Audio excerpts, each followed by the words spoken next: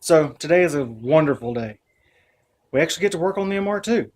I know I've said a lot about it, and you haven't seen it, except for maybe an old picture or something. It's been sitting for quite a while. So I have my cameraman over here. Say hey. And I'm kind of doing the camera right now. In focus? Yeah. Good. Okay. So you probably just saw glimpses of it, but here it is. This is my 85. Whenever I got it back, probably 4 or 5 months ago, something like that. I did go ahead and pull the suspension off of it and brakes and stuff and wheels because, well, I can show you the wheels over here. They came from my brother, and they're old Falcon Azenas, and they're kind of bald. So it was time to take those off. But anyways, yeah. So that is the car. Get a better shot like that. And yes, it is a jack stand queen right now. But that is soon to change. We have a glorious empty engine bay. And today, I'm going to try to pull the fuel tank out. It's been sitting without an engine for, I would say, at least 9 years, I believe. Let's see if we can see this.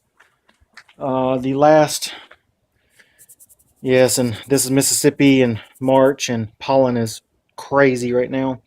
Go ahead and focus on that. Yeah, the last was 2008 in May, so it would have been 2007 when I actually got this. We don't do inspection stickers now, but that was back in the day. And sorry, I'm trying to get the angle on this right. But let me show you the inside of the car. So it has a little bit of a, there we go. Has a little bit of a few little things wrong with it. Like this was like that whenever I got it many years ago. And the floor mats actually came in it. Those are the X Racing or whatever, but they work. They protect the carpet. That's the ECU out of this other parts car.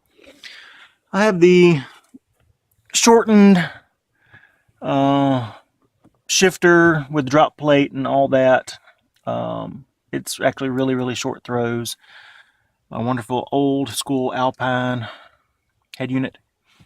Some brake parts over there. This is already started to come out, so yeah, that's got to come out so that we can get the fuel tank out. But yes, small car. And the paint has seen better days. It's kind of cracking right there, but this is my baby, and she will run again soon. She will. And this is the 87 parts car kind of thing. I stripped all the tail end off of it, and I may be getting the that quarter panel over there to replace this one that I had a wreck. Well, that's a Montero did that. I can put some pictures of that up. But my brother Sam's already ripped some of the parts off. He still needs to get this other side skirt he wanted. I think he's going to try to put that on his 86 red car. My brother Sam is a collector of all 4AG stuff, so he got the engine out of it. And that little bit of money actually helped me to get the few things that I need for this. And selling a couple of other parts here and there. But anyway, so yeah, that's it. I'm gonna get started on it. Let's see what we can do. All right, so to remove the fuel tank, it comes from the bottom, but you have to unhook stuff up here. So you have to remove the center console. To do that in an MR2, you remove all the screws around the edges here. On the 85, 86, there's 2 screws under the ashtray. And then you just remove the shift knob, which I put hex on because it's tight. And pull up the parking brake. Pull up the back side first, so you have a place to slide. And you be very careful not to tear your shift boot. All right, there should not be any kind of connectors that you need to undo on that. And then I have my wonderful audio stuff there. All right, so let me see it for a second. And you need to undo these connectors here. These go to the fuel level sensing deal. And you can undo the screws here. So these two screws, and then you can actually get to the plate under here. So I'm going to do that and get back with you. All right, so before you go and disconnecting all of these plugs, there is one that is not used currently. And just to avoid confusion, I always mark them with Sharpie. I'll mark them 1, 2, and 3 since there's 3 of them. So let's get in here and get this shot. So you'll see this one doesn't have anything plugged into it. But this one, and this one do. I've already undone them because I've already taken the plate off. But before we go pulling the tank, I definitely want to make sure that I get these things connected back when we go back together. So I will be marking them 1, 2, and 3, and then just putting X on this one because it is not used. So there's one tip. All right, so one other thing that I wanted to do before I actually drop the tank physically, because I have no clue how much gas is in this thing, I want to go ahead and pull the fuel level sender. And like I said, it's been sitting for about at least 8 years, probably 9, maybe even 10. I can't even remember. It's been so long. So I went ahead and pulled these 5 little Phillips head screws out that hold the fuel level sender in. And I've jiggled it loose a little bit. And I just kind of want to pull this up and see what we have. I'm hoping not terrible bad, but I'm not holding my breath. Well, I am holding my breath because this stinks.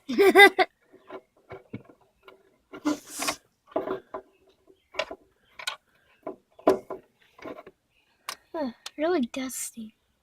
Okay, well, it still smells like gas mostly. That is horrible.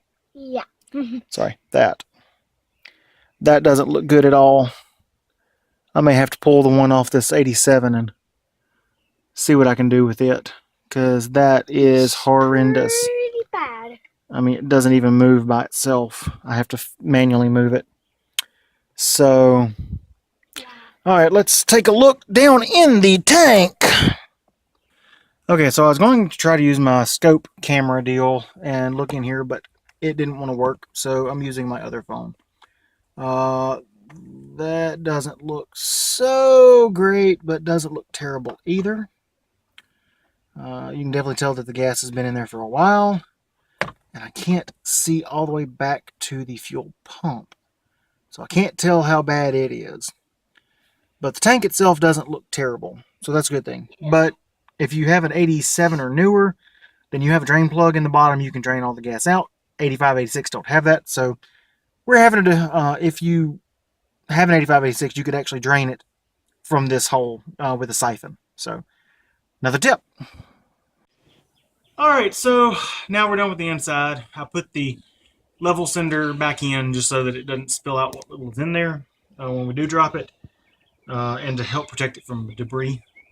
Now we have to remove some of this stuff. The fuel, let's see here. The fuel feed line goes to this little connection right there. This is one of my prototypes for side-to-side racing. Fuel feed line goes to the bottom of the fuel filter there, right there. So yeah, that was one of my first ones. The adapter I've already taken off. You will have to undo this clamp and get rid of this hose. This is your fill hose. That is going to be a royal pain trying to get back on from everything that I've read. But anyway, so yeah, that's the fuel tank right there. And we have to get it out it drops from the bottom all through down here. So let's see how we can do. The tank is out. The tank is out. So now we pull the pump. Okay. And here goes the fuel pump.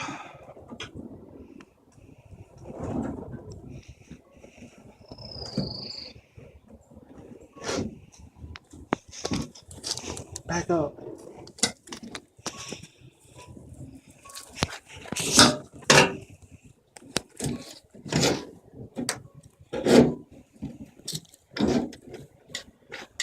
Yeah, I would say that it's toast. Yeah. That is nasty. Yeah. And the gas is slowly leaking out. Alright, well, I can clean this up and put the new pump in it. And probably clean the tank out a little bit. But it's a good start.